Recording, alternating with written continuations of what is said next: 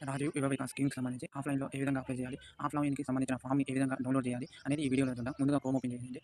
ఇక్కడ టీజీ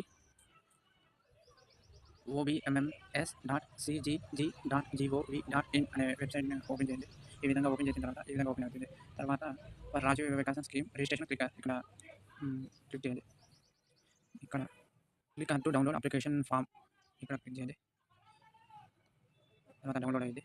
ఇది నింపే విధానం చూద్దాం. కార్పొరేషన్ పేరు. మీరు ఏ కార్పొరేషన్ అయితే బీసీ అయితే బీసీ కార్పొరేషన్, ఎస్సీ అయితే ఎస్సీ కార్పొరేషన్, ఎస్టీ అయితే ఎస్టీ కార్పొరేషన్. మీరు ఏ జిల్లా అయితే ఆ జిల్లా, సూర్యాపేట అయితే సూర్యాపేట.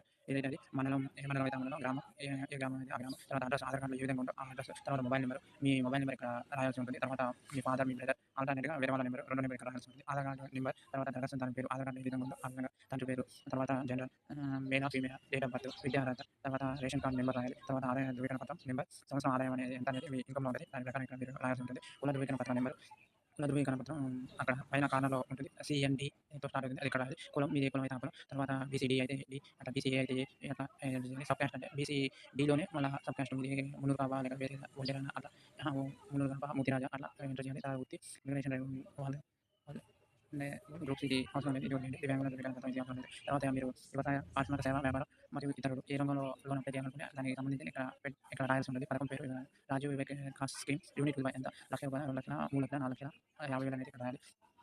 50,00,000 లోపు ఉంటే నాన్ బ్యాంక్ లింకేజ్ అని వస్తది. రాయాలి. తర్వాత 1,00,000 పైన ఉంటే బ్యాంక్ లింకేజ్ అని రాయాల్సి ఉంటుంది. పట్టాదారు పాస్‌బుక్ ఇవి అగ్రికల్చర్‌కి సంబంధించిన వారికైతే ఇది నింపాలి. లేకపోతే అవసరం లేదు. భూ విస్తీర్ణం ఇదేం అవసరం లేదు. బ్యాంక్ పేరు, మీకు ఏ అకౌంట్‌లో ఏ బ్రాంచ్‌లో అకౌంట్ ఉందో ఆ బ్యాంక్ పేరు, తర్వాత బ్రాంచ్ పేరు, అది ఎక్కడుందో మండలం పేరు, IFC code, pan card number, తర్వాత దరఖాస్తుదారి సంతకం. ఈ విధంగా ఇవన్నీ నింపిన తర్వాత ఇక్కడ ఒక పాస్‌పోర్ట్ అతికించి దీన్ని హ్మ్, గ్రామీణ ప్రాంతం వారైతే ఎంపీడీఓ ఆఫీస్‌లో, పట్టణ ప్రాంతం వారైతే మున్సిపల్ ఆఫీస్‌లో ప్రత్యేకమైన హెల్ప్ డెస్క్‌లు ఏర్పాటు చేయడం జరిగింది. అక్కడ ఈ ఫార్మ్‌ని వారికి వారు తీసుకోవడం జరుగుతుంది. వీడియో నచ్చితే లైక్ చేయండి, షేర్ చేయండి, సబ్స్క్రైబ్ చేయండి.